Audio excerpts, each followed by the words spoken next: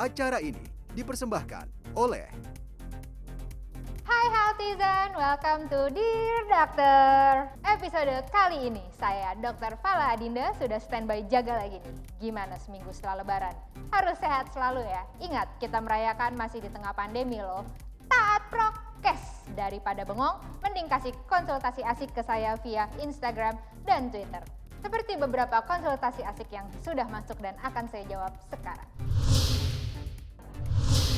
Dear dokter, ART aku tuh maksa untuk mudik dan aku nggak mau ngelarang-larang. Nah terus tiba-tiba dia mau balik ke Jakarta lagi.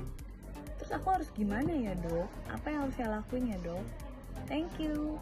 Dear Kencana Bunga, asisten rumah tangga yang kemarin pulang mudik emang bikin pusing.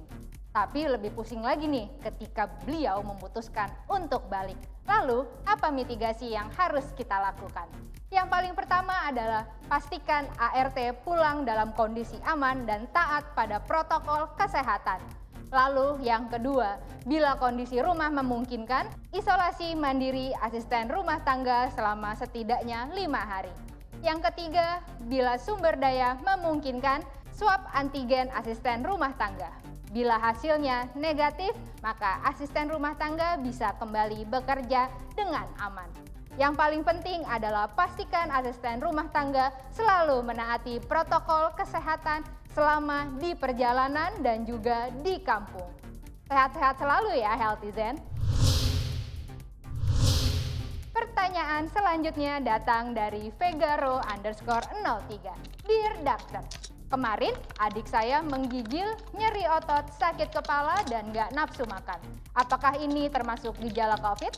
Karena saya cek di internet, katanya ada varian virus baru yang mungkin saja itu terjadi.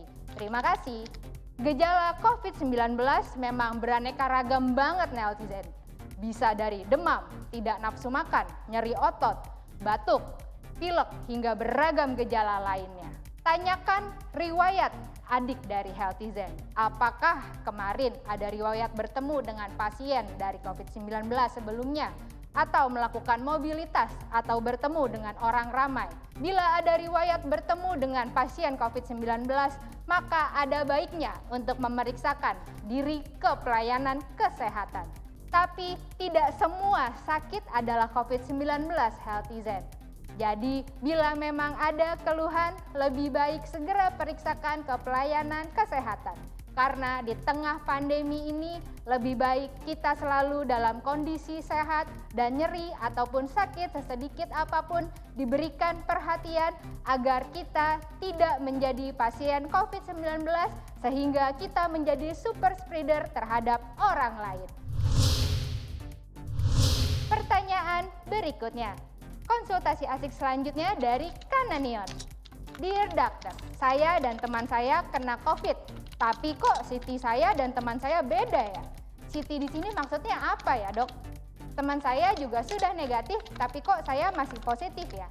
Padahal saya merasa sudah sehat sekali. Ini menjadi pertanyaan semua pasien saya yang positif COVID-19. Padahal ketika itu COVID-19 memang sedang marak dan juga bingung, dok, kalau misalnya hasil positif lalu dengan hasil CT 23 artinya apa ya dok? Tapi CT saya udah 34 dok, artinya apakah saya bisa menularkan atau tidak? Saran yang bisa saya berikan kepada Healthizen adalah abaikan nilai CT. Karena semua laboratorium menggunakan alat yang mungkin berbeda-beda dan standar yang juga berbeda-beda mengenai nilai CT. Jadi, jika memang hasil Healthizen positif, maka lakukan isolasi mandiri selama 10 hingga 14 hari. Bila Healthizen sudah mengalami tidak ada keluhan dan gejala, maka Healthizen sudah bisa kembali ke masyarakat setelah selesai isolasi mandiri apapun hasil swab PCR-nya. Lalu kenapa masih ada hasil positif? Karena virus COVID-19 kadang masih ada suka sisa-sisanya dalam tubuh Healthizen. Kadang dia suka ada yang menjadi bangke dan persisten di dalam tubuh kita. Jadi tidak perlu takut bila hasil swab PCR masih positif tapi isolasi mandiri sudah terlewati. Tidak perlu ragu untuk bisa kembali ke masyarakat ataupun masuk kerja bila hasil swab PCR masih menunjukkan hasil positif, tapi periode isolasi mandiri sudah terlewati dan juga gejala sudah sembuh dengan sempurna. Apakah cukup jelas, Healthyzen? Pertanyaan berikutnya dari akun Yahya Yaya. Mau ikutan konsultasi asik juga nih, Dok? Dear Doctor, aku kangen banget sama keluargaku di kampung karena mudik masih dilarang. Boleh nggak aku bawa ke sini aja keluargaku? Mobilitas memang harus dibatasi. Itu masuk ke dalam prokes yang ditetapkan oleh pemerintah. Kembali mengingatkan bahwa pemerintah menetapkan 5M untuk prokes terbaru. Yang pertama adalah memakai masker, yang kedua menjaga jarak, yang ketiga menjaga kebersihan, yang keempat membatasi mobilitas, dan yang kelima adalah menjauhi kerumunan. Membawa keluarga ke rumah maupun kita mengunjungi keluarga artinya kita melanggar prokes yang keempat, yaitu tidak membatasi mobilitas.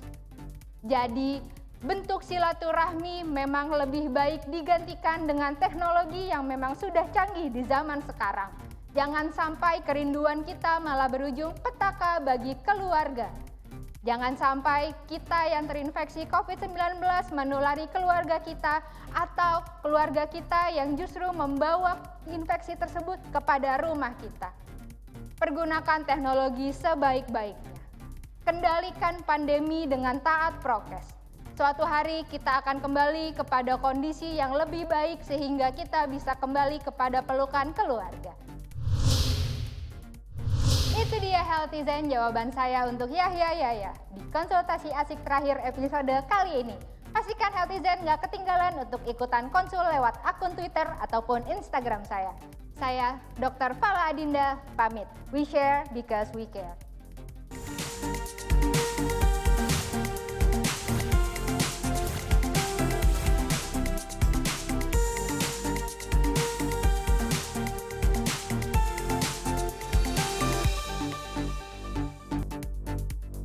Acara ini dipersembahkan oleh